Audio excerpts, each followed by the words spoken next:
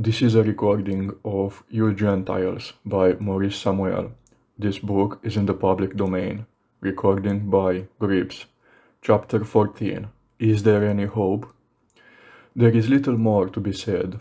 I would only like to set down, before concluding, a few considerations which might help to clarify the issue between us. For I cannot believe that the contest between our two ways of life will come to an end within measurable time, and I cannot believe that while the contest continues, it will ever be lifted to purely spiritual levels. I will not confound eschatology with daily experience. If ever the dream of the prophet should come true, if ever men should live at peace with each other, expressing their antagonisms without enmity, why they will no longer be men, but another species, and talk of the Jew and Gentile will be as relevant then as might have been 20,000 years ago. The world is getting better, no doubt, but the improvement is not to be measured in generations or centuries, and what will come to pass 10,000 years from now does not concern me in connection with this problem. Certainly, I have no patience with those who bid us wait dumbly for the apotheosis of mankind, as though the millennium were around the corner, as though every year registered a perceptible and even considerable improvement. If ever, within the span of one generation, mankind could suffer a visible improvement, it should have been now, within the generation which witnessed the war. But only the fool and the professional optimist will assert that our way of life today, our utterances, our emotions, our ambitions, are at all cleaner than they were 10 years ago, when the war started. The same handful of sensitive men and women struggle hopelessly against the passions of humanity, the same ugliness and meanness, the same selfishness and lying, the same lust for bloody adventure, the same delight in physical triumph, the same willful self-deception and abuse of lovely phrases have us in thrall. The race is still to the swift and the battle to the strong, and the goal and prize are what they were 10 years ago.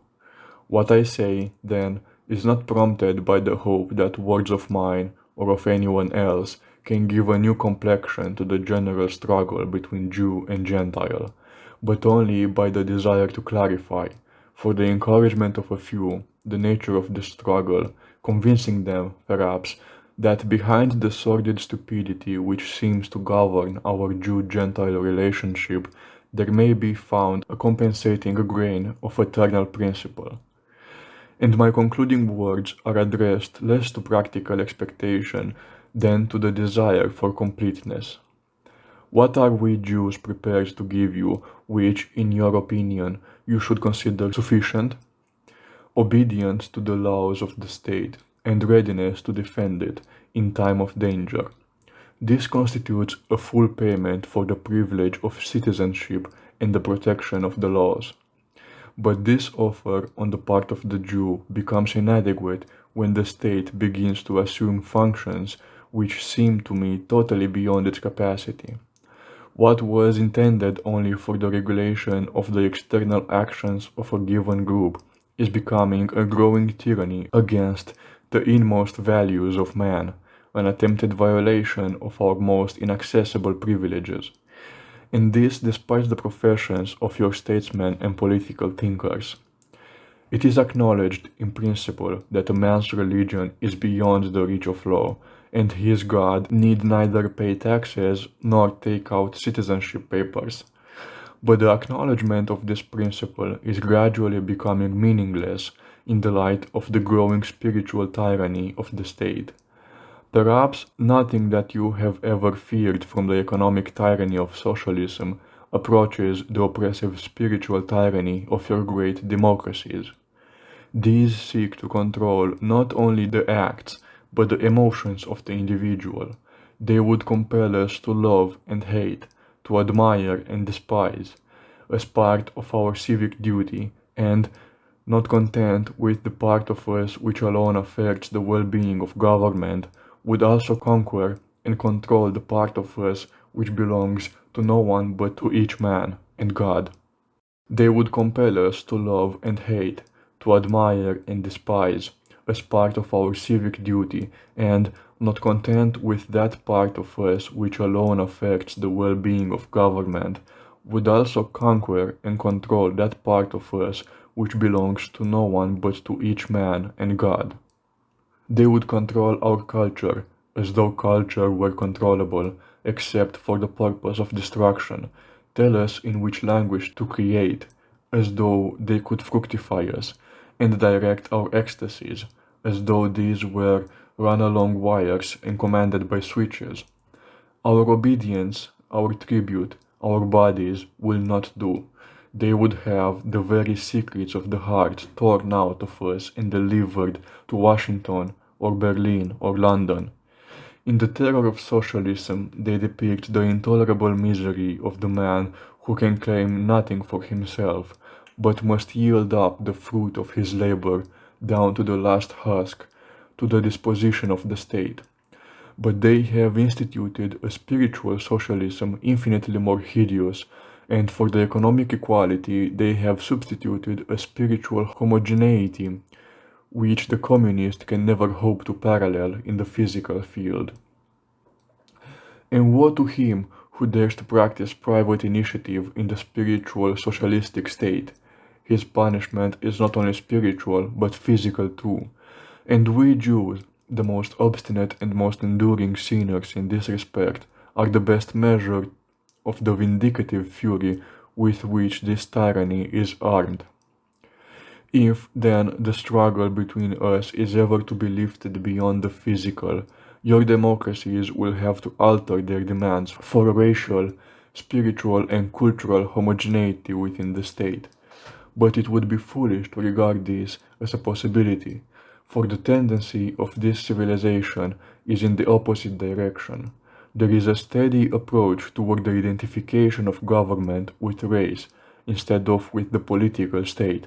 And since this is largely beyond your conscious control, it is perhaps as foolish as it is futile to expect a change. The best fighting unit is a nation which is homogeneous in blood and emotions, no less in political allegiance. And since the chief function of the state is to fight, you will inevitably demand the subordination of all human functions to that end.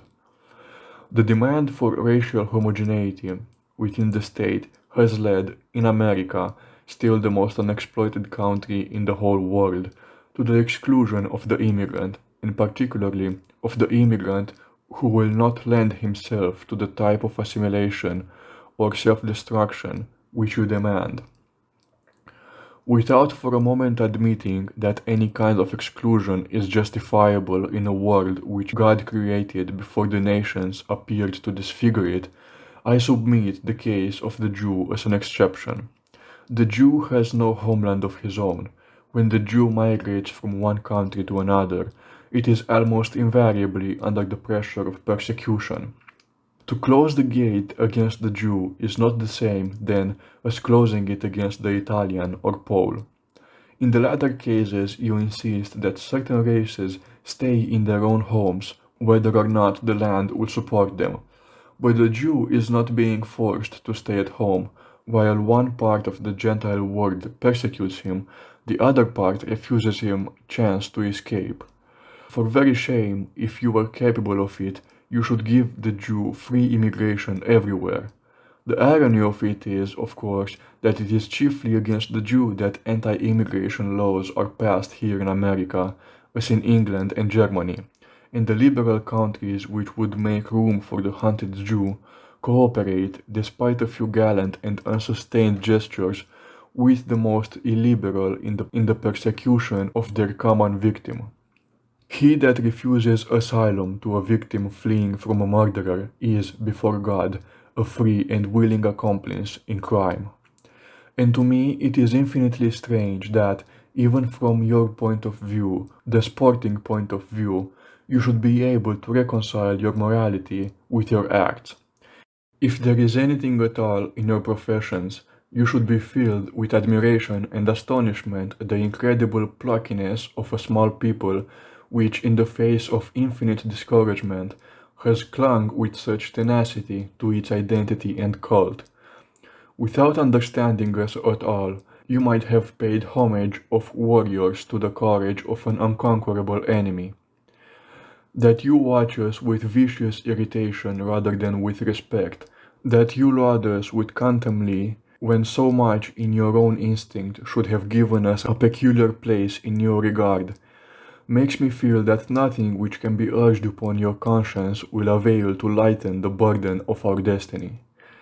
We have just witnessed, in America, the repetition, in the peculiar form adapted to this country, of the evil farce to which the experience of many centuries has not yet quite accustomed us.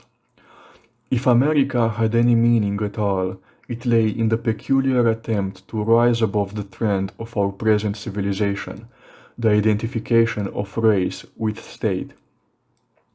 In the old world the evil had taken root in the course of centuries.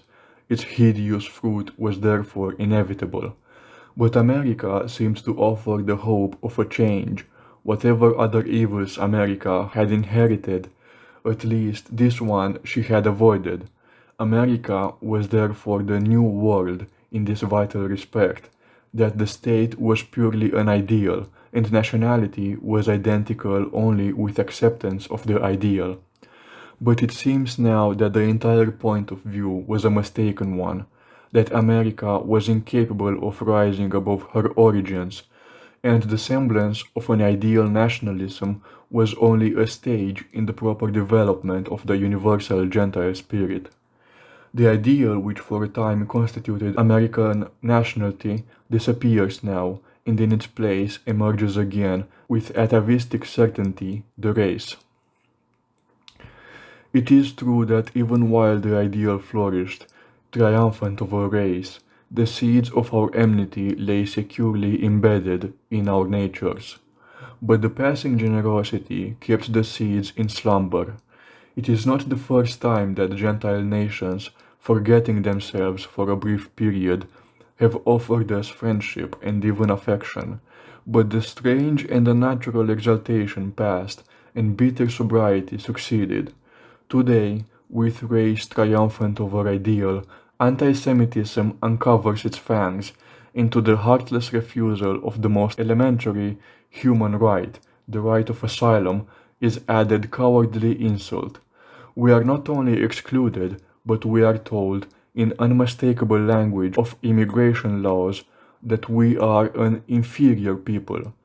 Without the moral courage to stand up squarely to its evil instincts, the country prepared itself, through its journalists, by a long drought of vilification of the Jew, and, when sufficiently inspired by the popular and quote-unquote scientific potions, committed the act.